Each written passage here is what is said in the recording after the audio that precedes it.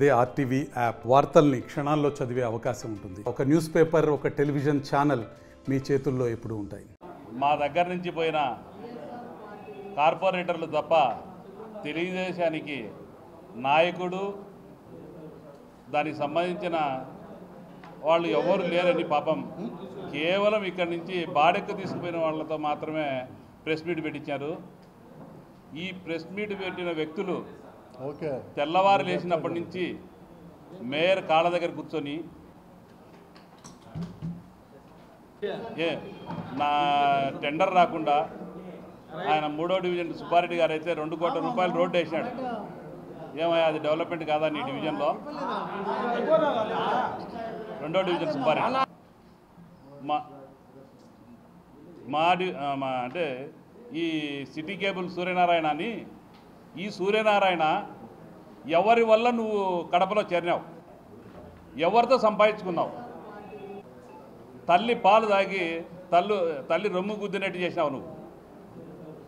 ఆ రోజుల్లో రాజారెడ్డి పేరు చెప్పుకున్నావు, రాజశేఖర రెడ్డి సార్ చెప్పుకున్నావు.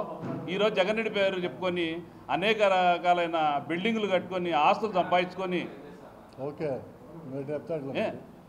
నువ్వు 2 సార్లు కార్పొరేటర్ ఎలా అయినావు? ఉన్న వాళ్ళను మభ్యపెట్టి నువ్వు మేయర్ కాళ్ళ దగ్గర కూర్చొని ఉన్న పార్టీలో ఉన్న వ్యక్తులందరూ వద్దంటే కూడా నీకు ఇప్పించిన దానికి ఈరోజు మేయర్ గారి మీద మాట్లాడుతున్నావంటే నిజంగా నీకు తినేదానికి తిండి పుట్టదు రాబోయే రోజుల్లో. ఇప్పటికే నీకు సన్ స్ట్రోక్ తగులుతుంది ఇంట్లో.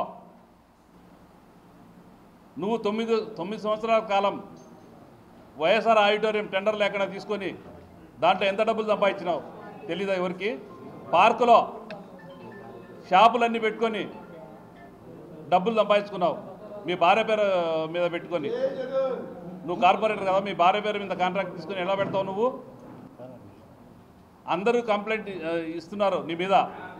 రోడ్డు మీద ఉండే వాళ్ళందరి దగ్గర, బండ్ల వాళ్ళ దగ్గర అంతా డబ్బులు వసూలు చేస్తున్నావు అని. కానీ ఇది కనిపించింది ఎమ్మెల్యే గారికి.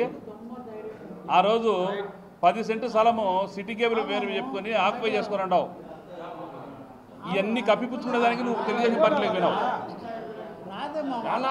నువ్వు చేసిన తప్పులన్నీ తెలుస్తాయి. ఏ రోజైనా కానీ నన్ను కోర్టు ద్వారా పిలిపించి నన్ను పంపిస్తారు జైలుకి అని చెప్పి భయపడిపోయినావు నువ్వు. వైఎస్ఆర్ కాంగ్రెస్ పార్టీలో నీకు లబ్ధి పొందలేదని కాదు, నేను చేసి సంపాదించుకునే డబ్బులన్నీ బయటికి లాగుతారేమో అని భయపడిపోయినావు. లేకపోతే నువ్వెవరా కడపలో? నువ్వు ఎక్కడి నుంచో వలస వచ్చినావు. నువ్వు వలస వచ్చి నువ్వు కేబుల్ నెట్వర్క్కు ఎంత మున్సిపల్ ట్యాక్స్ కడుతున్నావు? ఇవన్నీ గమనించడం లేదనుకుంటున్నారా?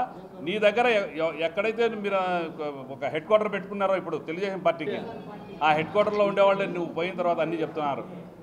వేరే వాళ్ళు ఎవరు చెప్పడంలా, ఉన్న డాక్టర్లు కానీ అక్కడ కన్సల్ట్ ఆ కోఆపరేటివ్ కాలనీలో ఉండే ప్రతి కులానికి సంబంధించిన అందరూ ఉన్నారు. ఇప్పుడు వాళ్ళందరూ చెప్తున్నారు నీ భాగవతం గురించి. మీ కేబుల్ వైర్ తగిలి పవర్లో చనిపోతే ఆ మనిషికి డబ్బులు కట్టాల్సి వస్తుందని చెప్పి భయపడి నువ్వు పోయినావు మేడం గారి దగ్గరికి. డబ్బులు కట్టాల్సింది వస్తుందేమో ఇట్లా అని. ఇంకొక ఆయన చెప్తాడు వెనక మీరు నీతి నిజాయితీ ఉంటే మీరు కార్పొరేటర్కు రిజైన్ చేయండి. పార్టీకి రిజైన్ చేసింది అలా. మేము పార్టీ ఆ పక్క పోయి మేము కడువా వేసుకున్నాము,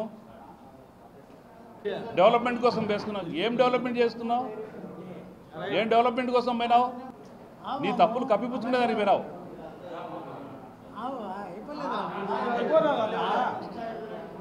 మీరు పోయిన వాళ్ళలో ఎవరికి కూడా పార్టీలో ఉండేవాళ్ళు ఎవరు మీకు టికెట్ ఇవ్వాలని సిద్ధంగా లేరు ఆ రోజుల్లో. కేవలం మేయర్ గారి కాళ్ళు పట్టుకొని మేయర్ ద్వారా తెచ్చుకున్న టికెట్లు మీరు. మరిన్ని వీడియోస్ కోసం ఛానల్ ని సబ్స్క్రైబ్ చేయండి. లేటెస్ట్ అప్డేట్స్ కోసం వాట్సాప్ ఛానల్ ని ఫాలో చేయండి. అండ్ లింక్ డిస్క్రిప్షన్ లో ఉంది.